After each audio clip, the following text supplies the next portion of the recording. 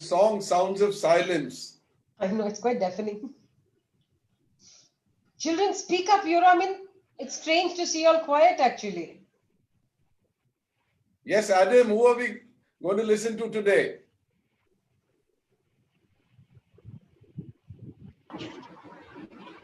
Nayanika? Yes, ma'am. Please. So he was a doctor at first. He was in the medical field, and then he converted himself into an IAS officer. And he is also a TED fellow. He's been talking in many places, and he did his education in Harvard. And apart from an IAS officer, he's also taken many other government official posts. No, all the posts he held as part of his duties only, beta. Okay, right. And okay, good enough. Somebody else who done some reading on him.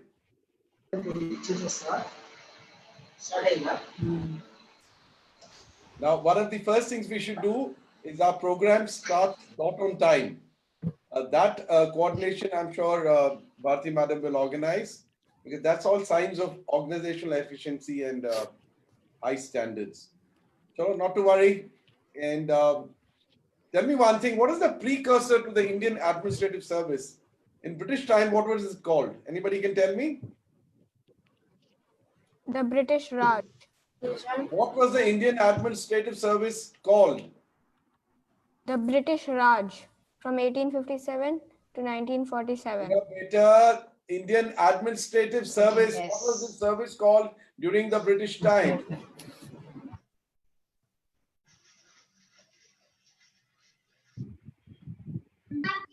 It's Sepoy Mutiny. Children, understand the question.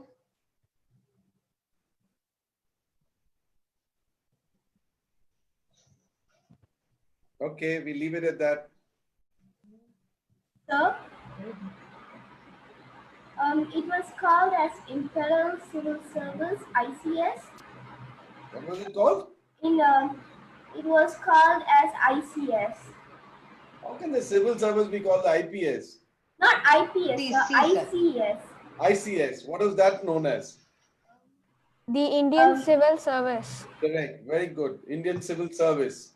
So the Indian Civil Service is precursor to the Indian Administrative Service. And why was the Indian Civil Service started? With what purpose? Bhati ma'am, you must tell Yes, me when it's 1 minute. Huh? Yes, sir. Yes, sir. Yes, sir. When the Britishers decided it was time to incorporate a few selected Indian officials into the administrative setup, and that's how. And you'll be surprised to know Netaji Subhash Chandra Bose is one of the toppers for the Indian Civil Service. How many people knew this? That Subhash Chandra Bose had cleared his Indian Civil Service exam. How many people know this?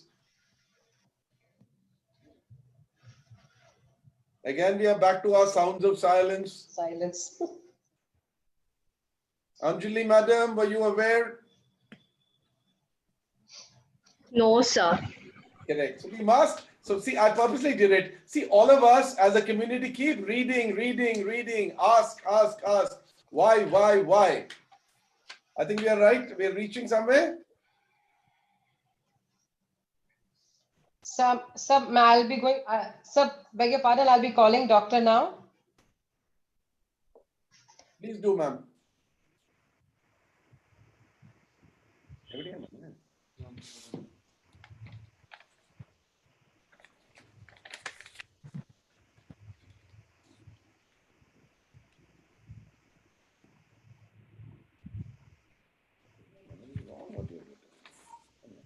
can't change it. Sir, he's joining us. Okay.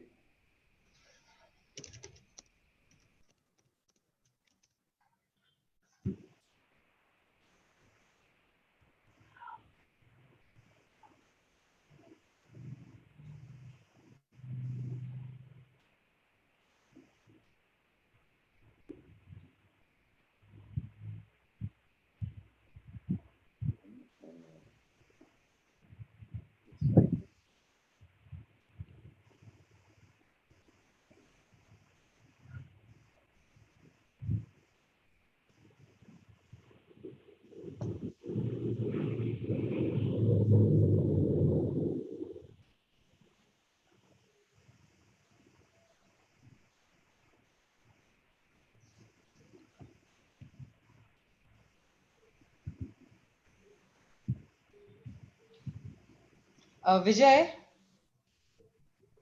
Vijay, are you there? Vijay Hamid? Media department, Vijay and Hamid?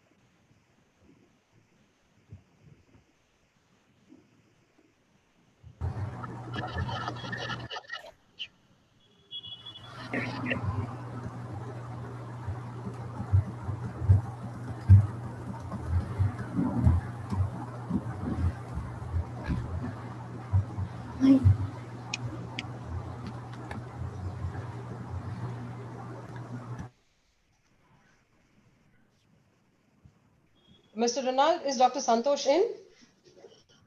Very much. Dr. Santosh, good afternoon. Good afternoon, ma'am. Welcoming you to Hindustan International School, of course, on the virtual mode. Aditi? Yes, ma'am. We're good to go. A very good evening to all our guests and participants who have joined us today. It gives me immense pleasure in welcoming you all to HIS Ignite Minds, a series of inspirational talks by eminent personalities. I extend a warm welcome to our guest speaker of the day, Dr. Santosh Babu, IAS, Principal Secretary, CMD, Tamil Nadu Handicrafts Development Corporation Officer on Special Duty, CM Special Cell. I am also delighted to welcome our Joint Director, Lieutenant General Bobby Matthews. A hearty welcome also to our dear teachers and friends. A few words about our most distinguished guest, who is an inspiration, icon to many young people. Dr. Santosh Babu is a doctor turned Indian Administrative Service Officer. He firmly believes in leadership embedded in integrity and selflessness. His abiding passion is to transform governance within his jurisdiction to world-class levels using modern management practices and tools provided by information technology. He has over 150 transformational initiatives. Among the many awards and recognition he has received is the Best Collector Award of the Government of Tamil Nadu for the eradication of child labor, and the Data Quest magazine e-Governance Champion Award in 2008. The presence of such an eminent personality is an honor for all of us today, and we hope that as students are able to seek guidance and imbibe positivity from his thoughts. I'm sure that today's talk will leave us with a newfound enthusiasm and vigor for vehicles of change.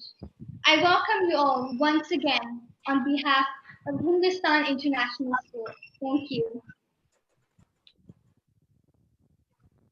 Dr. Santosh Babu, welcome once again, and we would love to listen to you first before our children have a whole host of questions to ask you. Over to you, sir. Thank you, all of you. A warm good evening to all of you. Anevarukkum vanakkam. I am Dr. Santosh Babu. I work in the government of Tamil Nadu, as has been explained and introduced by the young skilled people leader. Extremely happy to touch base with all of you, especially my good friend, Dr. Anand Mohan Verghese, who is also your CEO and director. And I had touched base with Dr. Lieutenant Colonel Bobby Matthews, earlier, who is your Director of Education, and my good friend, Madam Bharati Lakshmi, with whom I have been in touch for a long time when she was in Chettinad School. I'm sure all of you, this COVID season and all of you are going through a lot of education via the online method. And I'm not sure whether I'm adding to your misery or whether I'm going to add any value to you today. But I hope there's the latter, because you are in your impressionable age. I'm told by Dr. Madam Bharati Lakshmi that students from the 9th to 12th standard are here. The principals are here. The parents are here. The teachers are here. And of course, the young boys and girls are here. So I hope this next few minutes that we interact with each other goes on nicely, peacefully, to your satisfaction, if not mine, because you have spent the whole day listening to a lot of classes, and I don't want to add to the your anxiety and tension, as it were.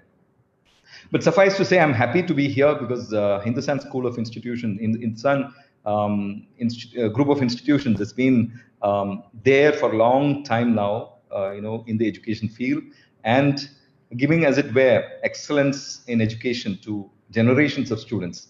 And Hindustan Schools, the international schools, which is an offshoot of the Hindustan group of institutions, I'm sure is doing the same. And I was just going through your website, and I found that you have 4 campuses across Chennai, and which is giving out world-class education, including 3 CBSE schools and 1 affiliated to Oxford as well. So very happy to touch base with all the young boys and girls and the parents and teachers and the principals. I was just wondering what to speak with you, because this whole session was supposed to be about motivating youngsters, about, because you are in your impressionable age trying to find your way.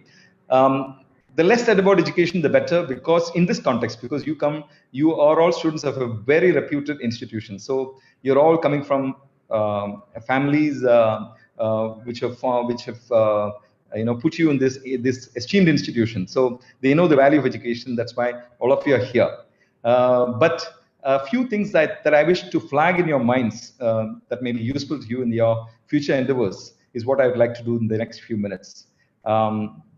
I'm sure this institution gives you the width and the breadth to explore your creative instincts, your intellect, your talents, etc. I'm sure apart from academic activities, I'm sure the institution also instills in you co-curricular activities. These are very extremely important, because for me, the essence of education is not to give you an education. The essence of education is to make you a happy, healthy, rounded personality. Because if you're talking about something like an international school, all these students here are going to become something in their lives.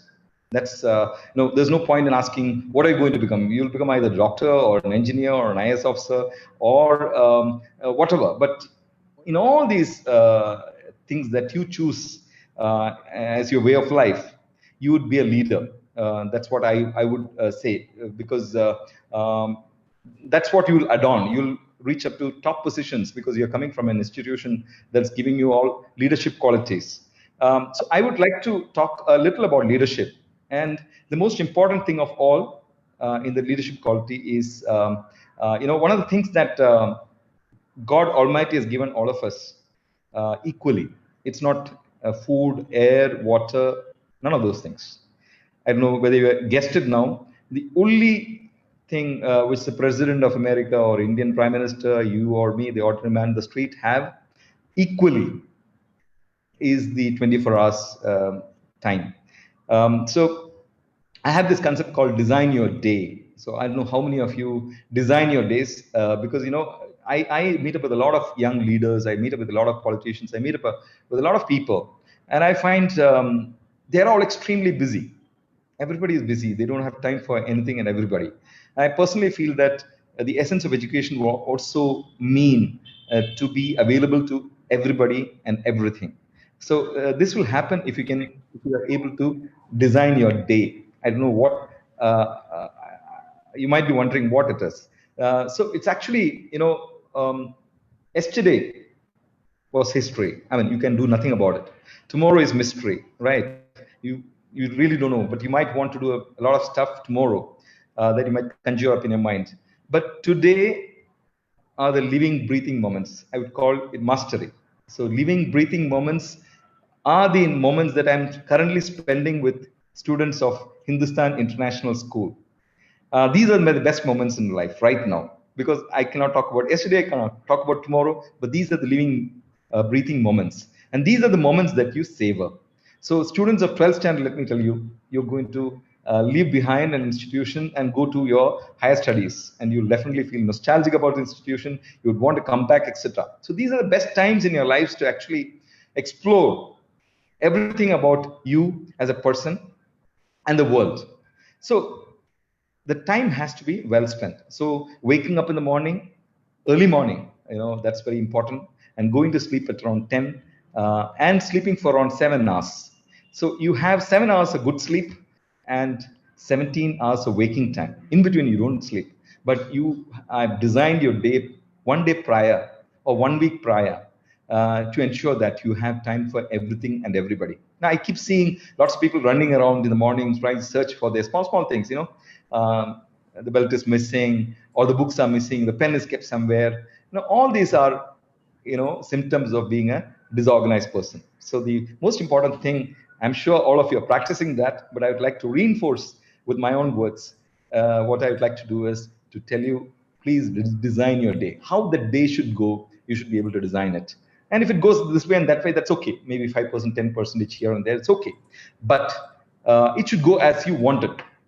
And you should be available for people. You should be available for your creativity. You're a dancer, you're a singer, you are a good table tennis player. All those extracurricular activities, you should find time. So, and I keep seeing this education, especially in Tamil Nadu, I find lots of students getting hundreds, centum in everything. But you ask them to come on stage and speak? No. You ask them to come on stage and sing? No. Many of them are not able to do that. I'm sure, Madam Bharati Lakshmi, I hope Hindustan School of Institutions, group of institutions provide the avenues for our children to become rounded citizens. That's very important, because when you go ahead and lead people, let's say you're a doctor or you're an engineer, right now in this COVID times, you've seen how leadership is appearing and disappearing.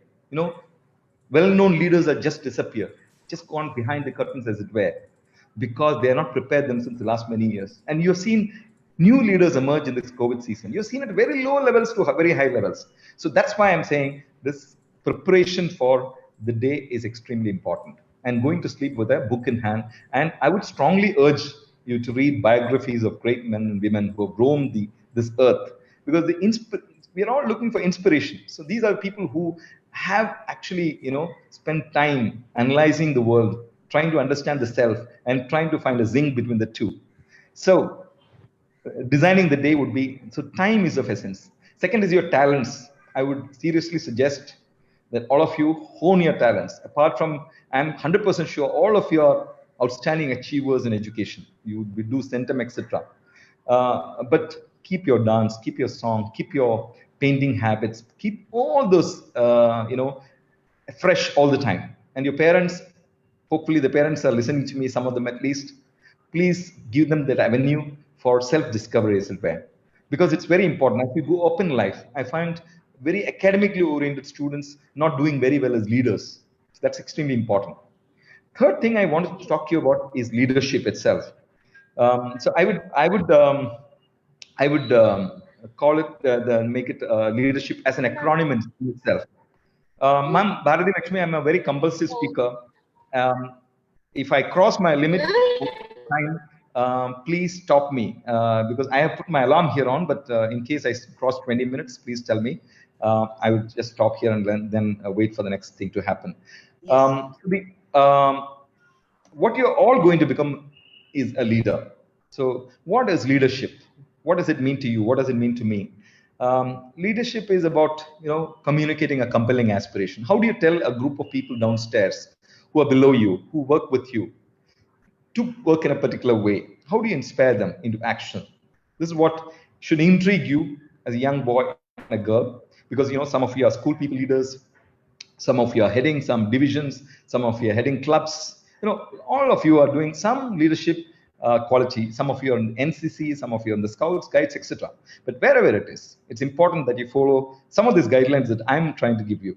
So the L for the leadership, L would stand for being a good listener. So right now, you're a captive audience for me. I'm talking, you're listening, because you have no choice. Zoom does not allow you to come back and speak to me. I'm sure some of you can speak to me, I'm sure. But right now, you're a captive audience. No, similarly, when a group of people meet with you, when a group of youngsters meet with you, when a group of students want your attention, listen to them completely. And this should stand you in good stead throughout your life. Because I find some of the leaders are poor listeners, and they understand half of it, digest very little of it, and come out with half-baked solutions. So it's important that if you are going to become a government servant, doctor, an engineer, or an IS officer, or a naval surgeon, or whatever, you are going to listen to people.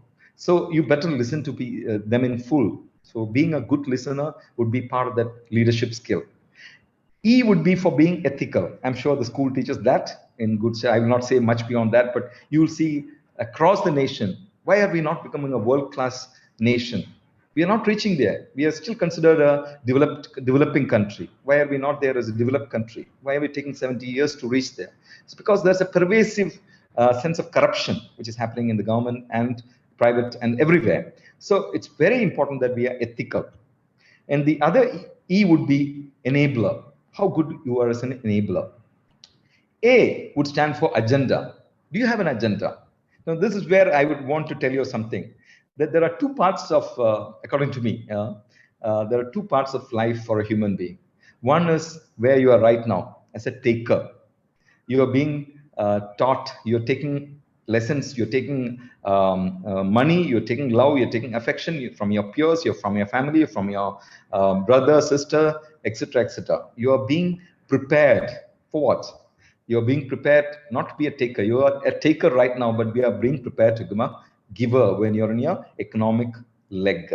So when you're on your own foot, economic legs, you would want to become a giver. Now, whether you like it or not, in that process of giving, 90% of your time, you are actually spending for others. So when you're a doctor or a dentist, the dentist doesn't pluck his own tooth, right? The hairdresser, he doesn't cut his own hair. The doctor doesn't treat himself. I don't deal with myself. I deal with hundreds of citizens. So all our jobs, if you're an educated person, you are in a field of education or you are getting educated. That means more and more responsibilities fall on your hand. So that agenda would be not for the self. So this is where one thing I want to flag very seriously in your minds is not to think, when you are a giver, not to think about yourself. So that's one of the banes of our society, that people think they're making money for themselves. Money is very, very incidental. The happiness that you can bring to other people's lives is priceless. So that's agenda. So what's your agenda? The agenda is the absolute common weal. D would stand for discipline. I've told you about time management. That I think that would suffice. Being organized, extremely organized during the day, and not at all being caught on the wrong foot would stand you in a good stand. But there's another D, which is I call it distraction. Today we are in the world of now, because we are communicating on the net, and there's a lot of distraction otherwise also on your WhatsApp, or you're on Facebook, on Twitter. A lot of distractions are there. I'm sure that's also important because there's a lot of communication that happens, a lot of good things that happen, but I think you should have some percentage of your time only for that. So distractions, please limit that, because you're now going to become a leader. You're going to become a doctor, engineer, IS officer, bureaucrat, politician, whatever. So D is for discipline and for giving direction. So what is the direction that you would want to take? What is the direction that you would want to give others that you follow you? So that's something. E is for being an enabler, I said earlier. R would be for taking responsibility. Now, this is where the essence of leadership lies. You can always pass the buck. I've seen leaders, pass the buck. When it comes to a crunch, they pass the buck. You've seen in a crisis, leadership actually emerges in a crisis. That's what I said initially. You've seen this COVID season, leaders disappear and new leaders emerge. So actual leader is somebody who is who is coming into a crisis, first to come into a crisis and last to go out. My own personal favorite is the captain of the Titanic ship, who knew the ship was sinking, but he was calm, cool, collected. He allowed people to go who were It was possible to send home on a boat, etc. But he knew he was going down. He took leadership, he took responsibility, and he went down. I'm not from one moment saying that you should go down or something, but the crisis is where you stand as the last man, and enable others to perform or excel or do whatever. S would stand for a sphere of influence. So right now you might be a school people leader. You would want to expand your sphere of influence, go on to become a good leader. So your sphere of influence depends on how good you are with people. So you have to become a people person. H would be for being happy. I said happy and healthy. So the whole essence of education is to become a happy, healthy person, joyful person. That's why even your education should be joyful. I hope Hindustan School is not stressing you up in education. You are all joyful individuals, because when you become leaders, you're going to give direction and inspiration to a lot of people. I would stand for inspiration.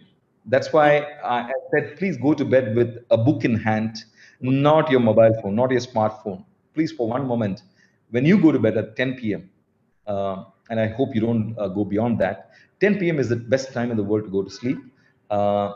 Go with a book in hand, preferably not a fiction. Go with a biography in hand, somebody like a Swami Vivekananda, or an Abraham Lincoln, or Martin Luther King, or Mahatma Gandhi, or anybody whom you think the country has, the world has given to us to be inspired with.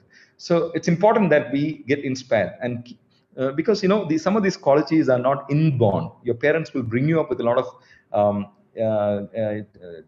of qualities, as it were. And when you want to become a high quality person, you also look at people who have these high qualities. So apart from parents, you also look at your teachers, your principal, your director, your CEO. Look at anybody near you. What are his qualities? What are his work schedules? How does he organize himself, or he or she? And P is for passion. So that's something which a leader cannot miss. You've seen our own Dr. Abdul Kalam, how as the people's president, he was passionate at 70 years and plus about our nation, about our youngsters, how he used to inspire people. That's because he was extremely passionate. A couple of other things which I want to talk to you, and then I'll close, is the future of country. Everybody says is in the hands of youngsters, and obviously it is. But the country consists of two sets of people or more, men and women. And it's very important that we carry everybody forward, especially women. So the boys out there, you should form your personality in such a way that you are extremely accommodative about girl children, women, ladies, everybody. 50% of population is women. And if 50% of the population are not empowered, and you stand in between, then you're not being a good leader. And it's very important to ensure that our boys and girls, our girls especially, do their graduation, stand on the economic feet. They can be a government servant, they can be the private sector, they can be in the NGO sector, they can be an entrepreneur, they can be in a startup. I don't care, but they have to be there. And we, as men, we have to encourage them to reach there and reach positions of power. This is something which I want to flag in your mind. The last thing which I want to tell you is about being a COVID ambassador, because I'm finding lots of people not obeying the rules set by government. Wear a mask. I'm right now having a mask in hand, but I'm not wearing because I'm the only one in the room. But people are wearing the mask in different ways. They're wearing it under the chin. They're wearing it under their nose. You are supposed to wear it whenever you step out of your home like this. Washing your hands, maintaining social distance, and most important, talking about immunity boosters. These are very important. We talk about allopathy. I'm myself an allopathy doctor, but the Indian system of medicine, Ayurveda, Siddha, Unani, all those, the yoga, naturopathy, etc., offer a lot of immunity boosters. I think you should talk about this. Whenever you see somebody on the road who is not doing all these things, step aside and talk to them politely or her politely and say, "Why don't you wear your mask properly, sir, madam? Why don't you do this, etc., etc." So be a COVID warrior, because you're not supposed to, you're sitting at home, but you're obviously stepping out of home once in a while, and you see people like that. And I feel very inflamed in my own mind when I see this, because we cannot have half our population or a lot of our population suffering from this because, human resources are our wealth apart from our physical infrastructure. So the education that you get in your school, I'm sure, if I have added a lot of value to it, a little value to what you're learning there, my day is made, your day is made. I'm sure you all will become very successful individuals, depending on what you define as success. But for me, the major success that I see in myself is when I empower others, when I don't think about myself. Because, we are people with circumstances. There are a lot of young students in the villages out there who don't have a circumstance like you or me. But it's possible for us as leaders to give them a circumstance. I think that's the final message I want to give you. Become a leader who can transform the lives of people. And one more thing which I want to say was, you look at your schools, it's a very beautiful campus. I've seen it on the web.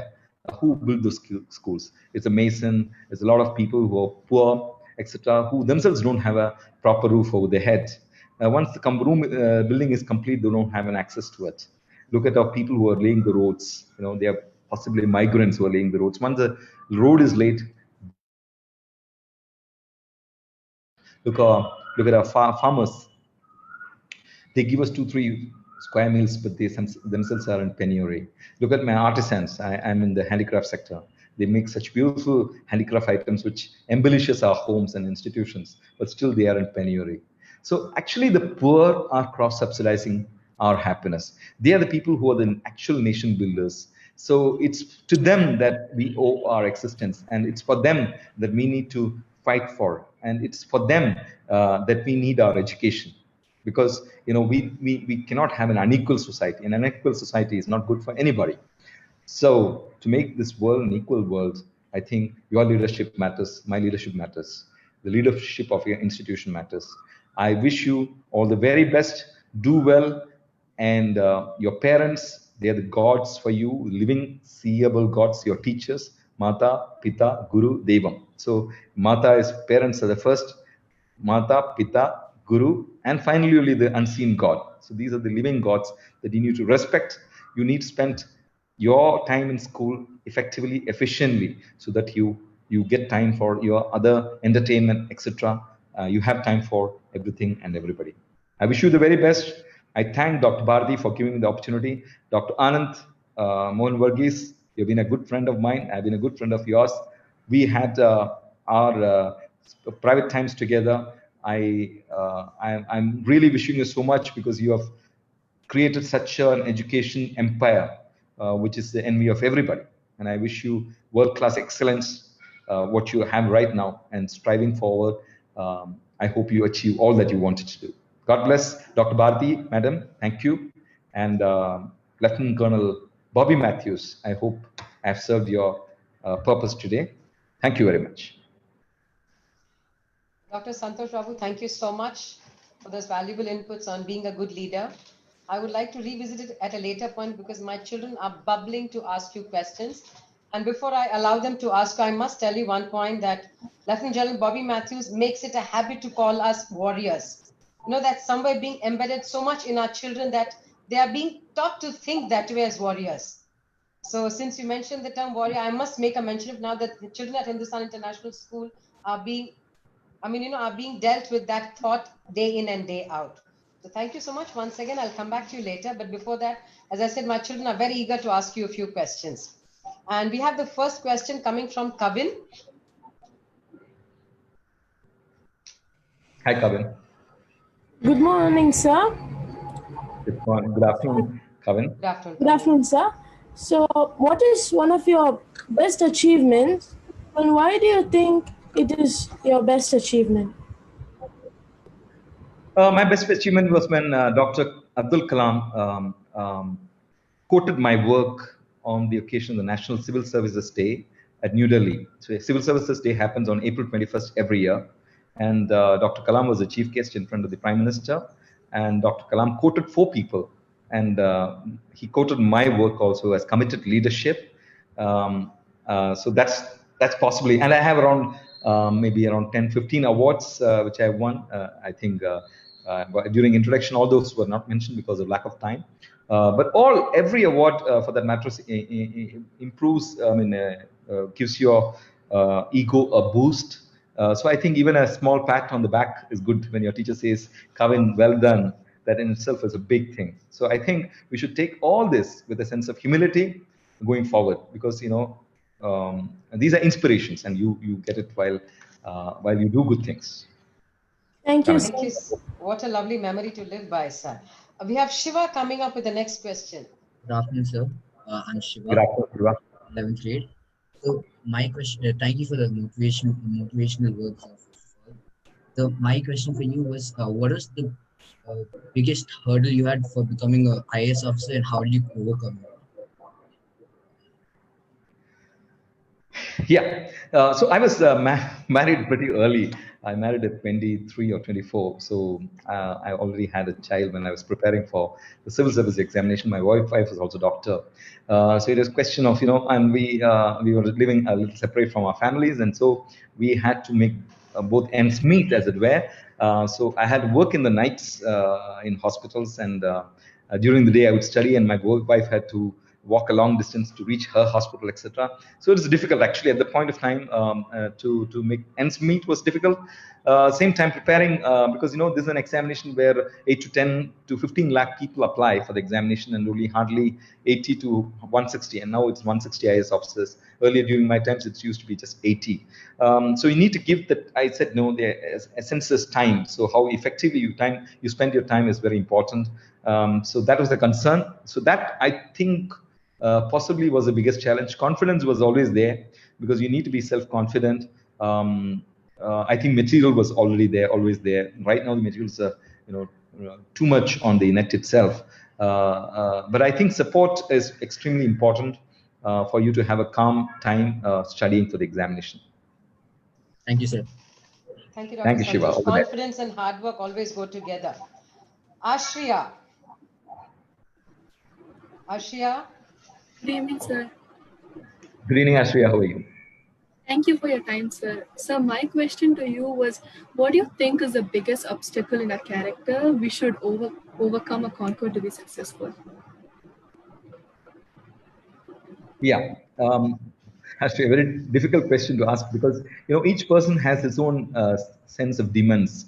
Sometimes people will not say that you're good, so you always look for saying, okay, Ashriya, you're good. But if somebody doesn't say you're good, your mood may come down. So your confidence depends a lot on what others talk about you, because your self-esteem depends on that. But I would rather that you build your self-confidence and self-esteem right from word go, not by putting down others, but by equipping yourself.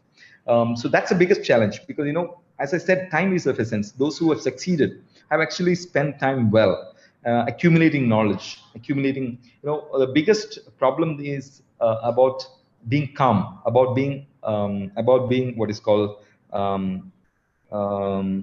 you're restless, you're stressed. People are saying you're stressed. I, for one moment, I don't feel stressed, because I'm not thinking about the self.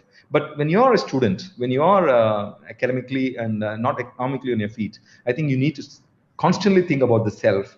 When you're an economic feet, you should think about others. But till then, you should keep thinking about the self, how to improve yourself on a daily basis, minute-to-minute basis. So a self-audit at the end of the day, just before you go to sleep, would be very useful. What is the good thing that you did? What is the negative thing that you did? How is it possible to improve? So I think many of us don't do that. And if you're one who are willing to do that, I think you will come out a better person. And building up your self-confidence is the biggest thing. So having lack of confidence could be your biggest obstacle. Sometimes people will bully you. Sometimes in schools it happens. And that will bring down your confidence. Teachers may not be kind to you. You might, might be a very talented person. You might be very good inside, but you may not be able to express yourself outside like that. And your teachers may not know, your friends may not know. It happens. And your flowering happens maybe a little later, not maybe in school, maybe in college, maybe after you get into an employment. But whatever it is, I think building up your confidence would be the biggest thing that that obstacle I think you should have to cross. Ashriya. Thank you, sir.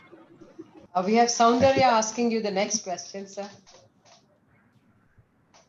Good evening, sir. Good evening, Samsuri. How are you? I'm fine. I just want to ask you this question. Alert from Banning, Google. Go ahead. banning Chinese products and setting up of manufacturing unit in China by India and US due to COVID-19 causes. Will this lead to World War? You're putting me in a spot there. Nothing like that. I think the season for wars is over for the First and Second World Wars. But there'll be Cold Wars happening, just like USSR and US had this Cold War for 20, 30, 40 years without, pressing the nuclear button. It will keep happening. And this is because, somebody's supremacy is being questioned. China is questioning the US supremacy, so that will happen. And obviously, we are questioning Chinese supremacy as well. So this will happen. Trade wars will happen. But not the physical war. There will be always preparation for war because those are part and parcel of the diplomatic efforts at putting others in a spot, as it were. But I don't think that will happen. These small skirmishes will happen. People may, like our soldiers died here, but it will not lead to big time war because the costs of war are too much, and we have paid too much, during the 1914-18 World War, 1940-45. And we have also paid with a lot of human lives during our war with Pakistan and with China, etc. So I don't think that will happen, but trade wars will keep happening. And that's where the opportunity for India is, because, I was in the Principal Secretary Information Technology. We used to have a lot of Chinese delegations, etc., coming in, a lot of delegations from China, Taiwan, etc. The whole idea was to ensure that we give space and space, etc., for these companies to set up infrastructure within our Tamil Nadu, within India, so that, our youngsters who come out, don't need to go abroad. They can, aspire to be world-class engineers and doctors, etc., within our own country, within our own state. So these are opportunities that are thrown up, especially during COVID. And now we see technology being used across. And I think youngsters like you will manufacture within India, will manufacture for India and for the world, and you will become world-class producers, etc. So forget the world, the wars, etc. But I think there will be a lot of trade wars and negotiations that will happen. Soundarya. Doctor, thank you so much for answering that, because we at Hindustan, allow the children to ask a lot of questions. We don't give them, Absolutely. I think block them with that. I think that's the best way for children to learn and blossom into what they want to be. And the next question we have coming up from Mithun. Good afternoon, sir. I'm Mithun from Catholic School. So I will actually ask a question to you. So what is your highest strength in overcoming challenges and fear? Highest? Strength. Your highest strength. The biggest strength that you have. Biggest strength. Okay. So I keep saying this, there's an advertisement for a soft drink, which I don't subscribe to the soft drink, but it says, Dar ke aage jeet hai. So if you conquer fear, then victory is yours. That's what essentially it says. It's a very good tagline for, for all of us to remember. But, the fears are within itself. I'm a good. Am I as good as the other person? See, some of these demons are within ourselves, and many of our friends, many of our peers, etc., will pull you down. So many of these things happen. I don't think that's a reason for worry, as long as you're trying to equip yourself, because your competition is not with others. Your competition is within yourself. Are you trying to be an excellent world-class person? Are you preparing yourself to be a world-class citizen? Because we are all global citizens. And the demands of a global economy are so high that you need to prepare yourself so well.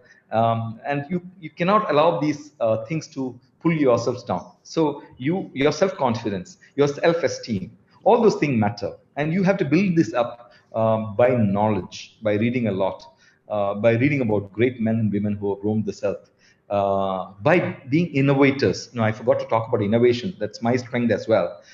Because I keep innovating. My organization is completely online organization. I don't think anywhere in the country you have an organization like mine. I claim like that because innovation is key. So when you are trying to transform, when you are trying to change something, somebody will say, no, it won't work. Now you have to demonstrate that it works, and then there will be always naysayers. When the steam engine was being rolled out, somebody said it will not start. When it started, they said it will not stop.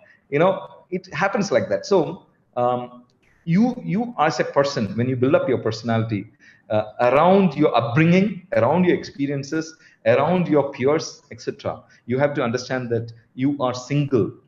You are a person singly responsible for your own destiny, and that these fears that you have can be overcome very easily.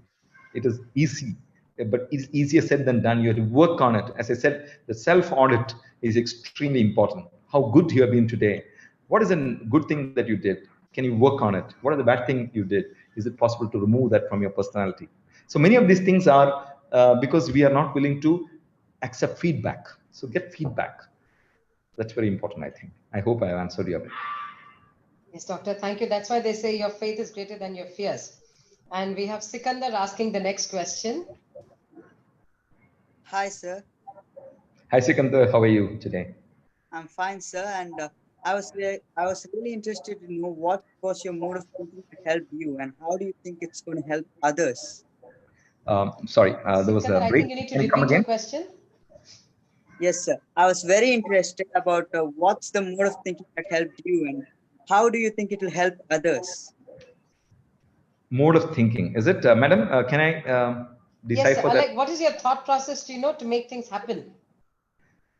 Okay. So I call it a conspiracy of thoughts. Then everybody will conspire to help you. That's been at least my experience. Because when you are trying to do something for yourself, nobody will help you. But we are trying to do something for society, something for the institution, etc. There are a lot of thought processes that fall into place. For example, I got in this institution in 2014 to 2018. I was the CMD here. Then I went to as principal secretary IT to secretariat. Then I came back here. And it is a very nondescript organization, very simple, silly, files here and there, very ordinary organization. And generally, it's a kind of punishment posting for an IS officer. So I was asking them, is it possible to embellish airports, etc.? So if you see Chennai airport insides, that's all done by us. So that's the thought process. When I started, there was a smile and there was a giggle and the laughter, etc. I could sense among the officers and staff because they had not done it before. So you always come out with ideas, but that idea, you have to ensure that the people are able to understand it and the nuances and etc., and imbibe those ideas. So doing is important, doing and showing. So once I did my Chennai airport, did the entire interiors of Chennai airport, 7 other airports, including Tirupati, was done by my staff, the same officers and staff who were a bit amused when I talked about it. They did it. I had no role in it except signing the files and clearing everything. So doing by example is extremely important. And you have to be a transformational person. I call it IIT of leadership. There are 2 types of leaders. There's an incremental leader and there's a transformational leader. Okay, last year it was like this. This year we'll do it slightly better. No, last year it was like this. We'll do world class. I mean, that's transformational leader. So you look at Lee Kuan Yew. I'm a Lee Kuan Yew fellow. I studied at Singapore and I studied at Harvard. I'm known as the LKY fellow. What is Lee Kuan Yew did? He looked at Singapore. Singapore was a country which Malaysia didn't want, with Singapore, the English didn't want, the Chinese didn't want, nobody wanted. They just, it's a goddamn country in the 1930s and 40s, etc. But one person thought that we can make it a world-class society. It is fully a lot of murders were happening and the mafias were there. And Lee Kuan Yew thought that we can make it a world-class economy. And today, if you've seen it, gone there, you will know it. If you've not seen it, just go Google 1940s, 1930s Singapore. And you'll see photographs of Singapore, which you can't even believe. Is it this country that has become a world-class economy? So doing by example is very important. And for that, you need to take your team along. Your team of officers or whoever it is with you, you will inspire them to think along with you. And it can't be an impossible task. It has to be a task which is possible, and you will lay the contours of it as it were. But they should slowly see the transformation happening. See, right now, I'm going to launch India's first virtual reality showroom, which means you put the headset, virtual reality headset. You can see my showrooms. You can see my 9 different the stone sculptures, wood. You can go vibe there yourself. Initially, when I started, there was a lot of trepidation, just wondering whether it will happen. We're also going to launch India's first augmented reality app for Pumpuhar. It will be called known as Poom Puhar. AR will be capital. So doing by showing, I think, would be the best way to innovate. And when you innovate, you take a team along, because innovations have to be sustained even after you go. I hope I answered you, Sikandar. Yes, doctor. I think having a thought and believing in it is so important. Yep. Naresh, we are ready for your question.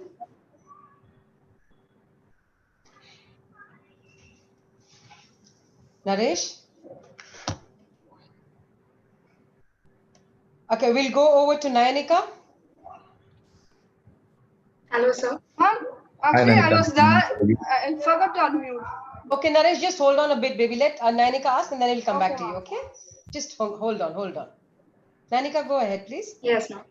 So it was such an honor to interact with you, and your words really inspire people, and it has inspired me today. So can I proceed with my question? Please do, Nayanika. Thank you. So considering medicine field as a very noble profession, what made you change your profession into an IAS officer? Somebody asked me this question earlier. What is my plan A and what is my plan B? My plan A was always the Indian Administrative Service. And plan B was medicine and engineering. So I joined engineering first. After 2 months, I joined medicine. Because 15 lakh people write the examination. There's no surety that you can get into the IAS or for that matter, any service. So always you need a plan B. But I would have been a good doctor as well. And even after joining the service, I've used my health or medicine studies to help people. I have stitched up a batchmate of mine. We were in the forest, deep forest. We didn't have anything. We used shoelaces to put 21 stitches on his head. So that is all because, you're a skilled person. You had some skills earlier. If you're an engineer, they become useful when you're running an industry. Your studies, because, the best should get into the administrative services. And the doctors and engineers are possibly because they get into these. And some of them opt even for arts and sciences, arts and commerce and etc. All these students who excel in any of this, I would say should take this exam also, because it gives you a big wide canvas. The canvas is huge, and you can write whatever you want there. And that's the advantage of being an IAS officer or an IPS officer, or for that matter, an IFS officer, any civil servant. But today you're seeing COVID, and you see how doctors are performing as on the front lines, as it were. And I would seriously suggest that if you are looking at being a doctor, and that's your first option, plan A, stick with it. If Nayanika is thinking that if that's your plan B, then obviously that's a different story. But I wish you the very best for whatever you do.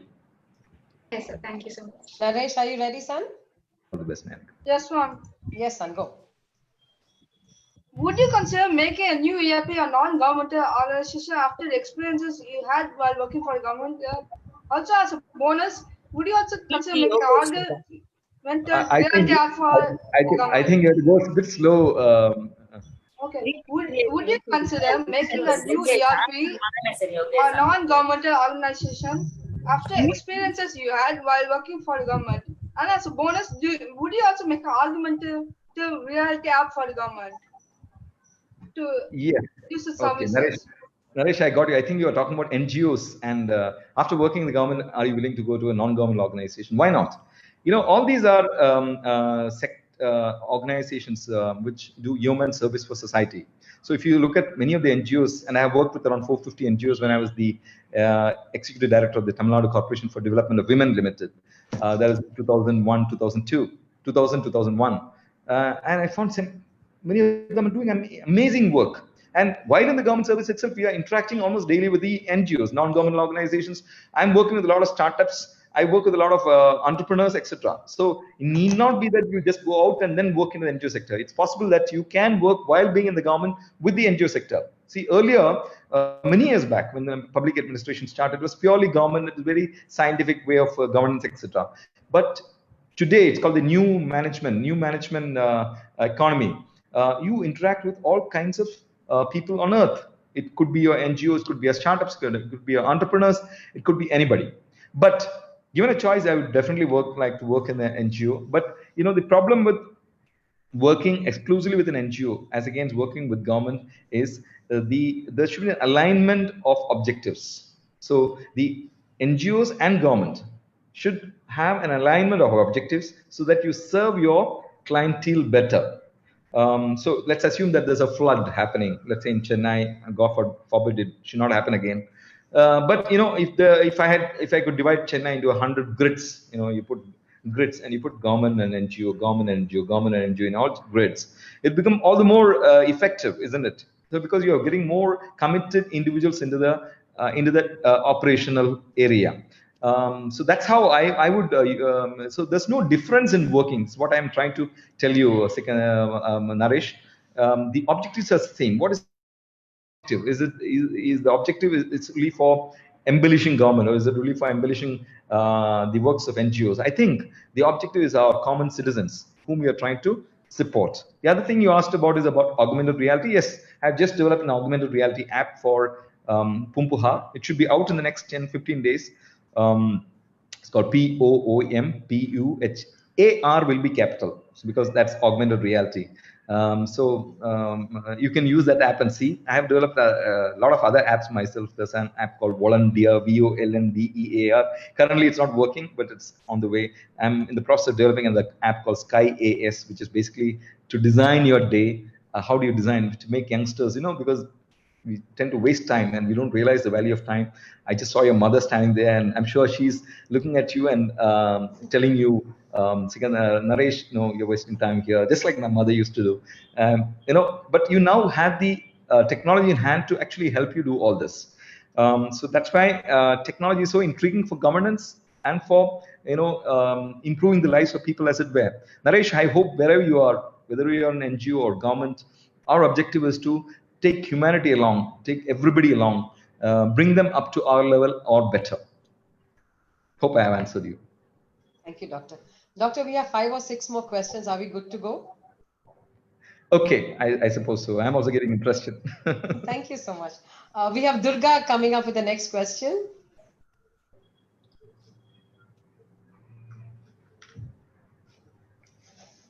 Durga, are you ready?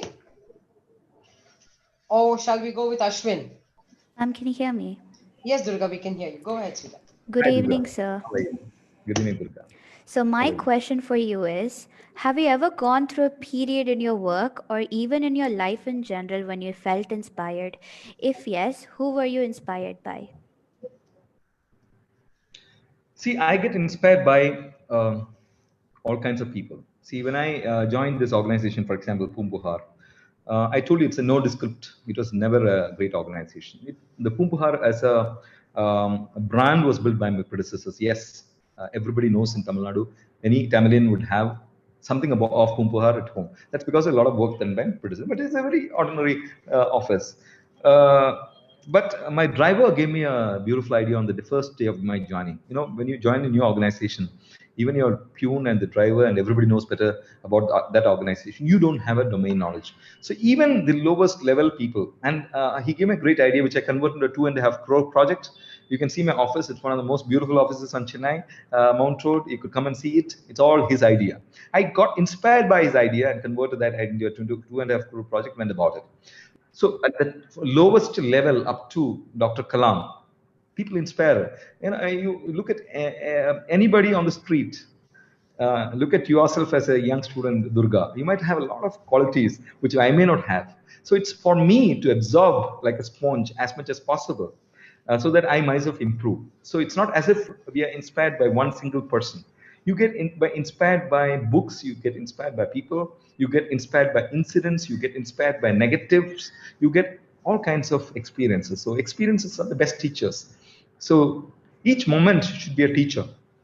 Each incident should be a teacher. Each person, however low or big he or she is, inspires you. But the biggest thing was when Dr. Kalam called me and spoke to me for 1 hour.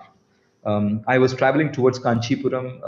I slept off. I found some 14-15 missed calls from Chief Minister's office, from the public department. Then I called up. They said, Dr. Kalam wants to speak to you.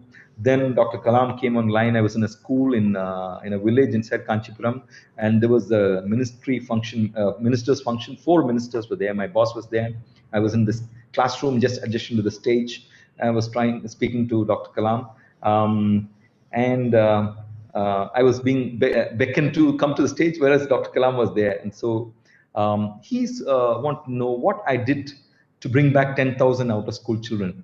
You can actually read about it on my personal website, santoshbabu.org. Dr. Kalam calls me for 1 hour. Can you believe that? It's hair raising. It's a very hair-raising experience. Anybody who has spent time with that man will find that as a very hair-raising experience. Here, of course, visit my rural BPO, also India's first rural BPO, which I had created in Krishnagiri in 2006. That set the trend for rural BPOs in villages and town panchayats and etc. So he had come there also. So he comes online and asks, and then at the 58th minute, my phone conks off, and you feel so dejected in life. But after 1 week, he gives me a call. Sorry, he sends me a mail that I'm going to talk about your work, the National Civil Services Day. Is this okay? The draft. And that was another hair-raising experience. And then when he spoke on stage, goosebumps happens to you. But that is an exceptionally inspiring person. So people like that, we look up to. So you should keep your eyes and ears open for inspiration. That's what I would say. It can be the poorest person, it can be the richest person, it can be the very ordinary person on the street, but get inspired nonetheless. Durga, I hope I have answered you. Thank you, sir. Thank you, Doctor. Ashwin, are you ready to go? Yes, ma'am. Yes, sir. Good evening, sir. Good evening, Ashwin, grade 11. Sir, what do you believe has to be done to alleviate the local issues and transform our country into a developed nation? Yeah. So I call this, as I said, transformational leadership. So that's what we need. I call it the IIT of transformational leadership. You need to have these 3 qualities: integrity, innovation, and technology. So if you have all 3 together, then you become what I call as a transformational leader. Unfortunately, it's very, very difficult to find people with all 3 qualities. So that's the difficulty. So if you have at a very local level, let's say panchayat. I've seen a panchayat, I forgot the name of the panchayat, but the panchayat president is so amazing. His integrity is very high. He's so innovative, and he has an in-thing for technology. And he transformed that village. I'll tell you even Dr. Bharti later. I'm just forgetting that. There's another village panchayat by name Dr. Ilango. He used to study in IIT, but he was a panchayat president when I was an additional collector, Tiruvallur. So he transformed that village called Kuthambakam. And one of the big guys today in rural development. So only leaders who have these 3 qualities, according to me as a philosopher, can transform. Because you can find hundreds of youngsters downstairs below you, but if you are not a transformation leader, then you're going to waste their talent. You'll because your direction, you'll be giving a different direction, as it were. The important thing is to have no personal stake in whatever you do. So that's why I said integrity is very important, and innovation should happen naturally. So there's a problem, how do you find a solution? And it should immediately come to you. Or you can put together best brains, put a think tank together and come out with a solution. So that's what's my solution for that. So even for small problems, local level issues, you need to have that level leadership which has these 3 qualities. Otherwise, you'll have a very subliminal level of solution for that problem. That's my feeling. So we need to instill these qualities in our population. It's very difficult to do, but I think we need to have a behavioral change, and we need to do that through great leadership. Ashwin, thank you. Doctor. Thank you, sir. Thank you. Harshini, are you ready with your question, dear? Yeah, ma'am. Hi, Harshini, how are you? Good afternoon to you, sir. Good afternoon. Yes, sir. It's a pleasure meeting you. So my question is, I actually wanted to become an IAS officer or an IFS officer from a very young age. So can you suggest us some ways to crack this civil examinations? So you're already taken the decision. That's very important. So when I was in the 3rd standard, my father brought me the competition success review because I was always playing. I was not studying. I was not doing much. My sister used to be a topper in the class, etc. So I was always being compared that this guy is not reading any books. So he brought me the competition success review, and that changed my life forever. The competition success review gives it travails and tribulations and pains of IAS officers. those who have gone through the exam, etc. So that's first.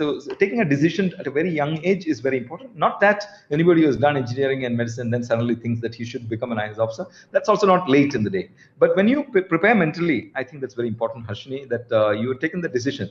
So important thing is to keep your eyes and ears open. Anything under the sun should interest you. See, for example, when I was in the HN, I remember talking about Brezhnev and the SALT Treaty, Strategic Arms Limitation Talks. What was Reagan talking with Brezhnev, etc. The big things for a small young boy like me, but we used to discuss that, lots of us. Whereas, others would discuss small sundry things. But these things used to intrigue us. And I used to bicycle away, pedal away my Saturdays and Sundays to the public library in the British Library, because now Google is there. Earlier, we used to have to go to this library. So getting intrigued with and inspired with anything and everything under the sun, reading newspapers cover to cover. Even if your sports doesn't interest you, I think you should know, because some of our sports persons are so inspiring. You take a PV Sindhu, she inspires us no end. You take Sachin Tendulkar, he will inspire you. So sports to arts to music, anything under the sun should interest you. So that makes you a person who is also academically inclined. Because I told you about this 17 hours of waking time. This 17 hours, if you have to spend around 12 to 13 hours studying, that means you need to plan for it. So even now, Harshini, you are, let's say, in the 11th grade or 12th grade, and you're possibly going to a professional course or something else. But mentally, at the back of your mind, you have prepared yourself to be a bureaucrat. And this exam should come as very easy for you because you've been preparing for a long time. But when you get into the brass tacks, don't get into the brass tacks right now. When the exam is before you, 1 year before the exam, you take up a subject and study it thoroughly. You then prepare for your general studies, prepare for your interview, etc. That should be good enough. Right now, your studies as 11th or 12th should be good enough because, in the general studies, from the 6th standard to 12th standard, NCERT textbooks is what we read. 6th standard. Can you believe that IAS officers or potential IAS officers study 6th standard, 7th standard, 8th standard, 9th standard, 10th standard, 11th standard, 12th standard textbooks? I did that. Even the officers who have cleared this time also have done that exercise. So all your CBSE textbooks are extremely important. Keep it safe because that come of use to you. Magazines you read, the Hindu cover to cover, any newspaper for that matter. Read an extra language, be proficient in, let's say, Hindi or Tamil, or whatever is a language. There you are. You will definitely qualify. It's not a difficult thing to do. But again, as I said, time is of essence. If you're willing to spend 12, 13 hours of your waking time. Harshini. Yes. Thank you so much, sir. Doctor, All the one best. last question to go Yep. from Advitiya. Good evening, sir. Good evening, Adviti. It's an honor to hear from you, and thank you for the inspiring speech. Can you kindly please enlighten us on what should be the aim of education? Yeah, I think I spoke about it when I spoke, but Adviti, nice to reiterate what I want to say. See, education is all about spending time for others. So if you're not educated, let's say we are not at all educated, but you're sitting at home, so the whole time you're spending for yourself. You're trying to see, how the next food will come, next thing will come. But, we have gone past all that. So if you know about Maslow's theory, the last, it's a pyramid. The last stage of the pyramid is called the self-actualization. So students of, let's say, Hindustan, this group of institutions actually crossed that first, second, third stages, and you're looking at self-actualization after some time. Maybe you're in the third stage, fourth stage. So the purpose of education is actually self-actualization, because potential. There's something I wanted to tell. I forgot. Actually, you triggered the thought in me. Because, I brought about 10,000 out-of-school children back to school. And this is no mean achievement. We had 10,000 volunteers helping us, etc. It's a massive movement within Krishnagiri. You can read about it in my personal website. What I realized about those children is the only difference between you, me, and the child is that that child doesn't have a circumstance. You and I have a circumstance. Either our parents were good, they were in government or in private, or they were able to afford us a good education, etc. The only difference is why do they drop out? They drop out because the parents want to take care of the younger siblings, or they want to take care of the guy in house or the animals, or they want to take care of something. Mostly 90% of this case, girl children drop out. and that's a bad thing to happen. But when we checked up their intellectual ability, it's as good as yours or mine. The only difference is they don't have a circumstance like you or me. So the purpose of education would be to give that circumstance, self-actualize, bring out the potential for everybody. We are living, talking, walking molecules of talent. Everybody has that. In fact, when I did exhibition with an NGO called Aid India. Aid India is one of the professors in IIT, school engineers from IIT, Mr. Balaji Sampath, Dr. Balaji Sampath. He went to US and came back and started this. You know about AHA Guru, he heads that.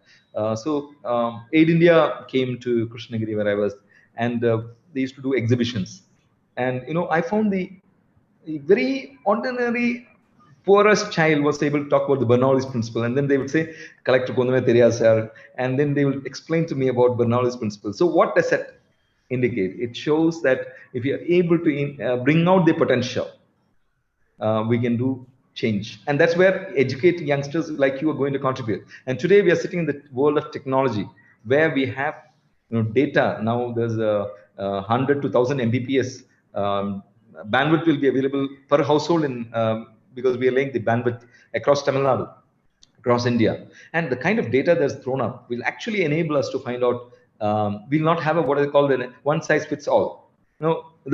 These families are poor, so give this. No. But we'll say there's an A family, there's a B family, there's a C family, there's a D family, and each has a different potential. A family, the boy is good in computers, allow him to go the computer way. B family is good in music, let him go in the music way. C family is good in nutrition, take him through that way. D family is good at sports, take him that way, take her that way. So when we get a surfeit of data, family-wise, it's possible to actually look at those families and find out what the potential of that young boy or girl is and take them through that. So the essence of all your education will go into that. That's my personal feeling. Otherwise, our education is meaningless. If you're going to have a good car, a good house, good family, etc., and you're happy, I think that's not what you want. You also want to see that your family-men, your countrymen are up as at your level or at higher levels. I think that should be the aspiration for all of us. Bring out the potential. I hope I have answered you. Thank you. Aditya. Thank you, Doctor. Thank you, Doctor. Before I say a final thank you, may I request our Joint Director, Hindustan Group of Schools, Lieutenant General Bobby Matthews, to kindly say a few words, sir. Sir, please. I'm so happy to meet with Lieutenant General Bobby Matthews because I'm sure he's a person, disciplinarian, I'm sure, from the Army. Because I've dealt with, when we are an IS officer, we spent 1 week with the Army. So I was in Jammu Kashmir border at the place called, suddenly it left my mind. And I remember climbing up the Machan, staying one night with the young army man. And when I got down, both of us cried and hugged. And I realized the value of being in the Army. If I was not an IS officer, I would have been an Army. I always get inspired by Army men because they're the people who suffer for our country. Because we are all doing so well is because of our Jamans out there, our generals out there are helping us. So happy to meet with you, Colonel Lieutenant Colonel Bobby Matthews. Right. I was in Aknoor sector. First of all, on behalf of all my wonderful student warriors, my teachers, I have to thank you, Dr. Babu, for a very, very excellent talk. And why is it excellent? Leadership is the most complicated aspect to learn. And I must be very honest, he's done it so beautifully. Constructing is not very difficult. To deconstruct a complicated subject requires a lot of aptitude. And I was listening very fascinated to what he had to say. And there are two leadership traits he's left out. But you look at the gentleman and both of them ooze out of this wonderful doctor. And what are those two traits? Empathy and humility. Both of them just ooze out from this gentleman in front of my screen. Most important aspects. And why didn't he say it? Because it's so second nature to him. Thank you, sir. It's been such a pleasure listening to you. And I feel very happy. I'm an old man. But when I see such wonderful, motivated people He spoke of such wonderful things. He spoke about selfless service, Niswarth Seva. He's spoken about such wonderful spiritual thoughts. These are what India requires. Niswarth Seva, he mentioned it, selfless service. He spoke about passion. All of you young warriors, life is not about what I got for myself. Life is what did I give to the others. Thank you very much, sir. Personally, I have been educated. And on behalf of all my wonderful warriors, I'll request you, whenever you have time, share some moments for us so that maybe out of all of them, we inspire more people. And like I often say, there are only two things which grow when shared. And what are those? One is knowledge. You share knowledge, it grows exponentially. And he mentioned that. Second, happiness. You are happy, you share happiness, happiness grows. These are very elementary things, but he's touched on each of them. Thank you, sir. Heartfelt salute. God bless you in your endeavors. And let's see you one day right where you should be, transforming everybody. God bless you. Jai Hind. Thank you, Colonel. Colonel. Very inspiring. So I want actually that E was for empathy. I forgot to tell that. And you just translated what I keep saying. Edirparpillatha vaalgai. Life without expectations, except the absolute common weal. You just beautifully captured it. We'll meet in flesh and blood one of these days once this COVID season is over. To Dr. Bharti, thank you for again having me. And I wish you the very best in your tenure as principal of this institution. I wish all the principals in the CU, obviously, Dr. Anand, and all the students the very best. Sky is the limit. God bless. Thank you. So I'll just take a minute. I'll request all of you, please give a round of applause to this most wonderful gentleman. Thank you. Thank you, sir. God bless you, sir. Jai Hind. Thank you. Matthews, thank you so much. And Dr. Santosh Babu, once again, a heartfelt thank you from all of us out here. Brilliant lines for leadership, living examples. And you were mentioning about reading one inspirational book a day. I must say we were amidst two inspirational people today. And I'm sure all of us have derived so much. So thank you once again. Hindustan Group of Schools is definitely indebted to you for your time and your wisdom. Thank you, sir. Thank you. Thank you, ma'am.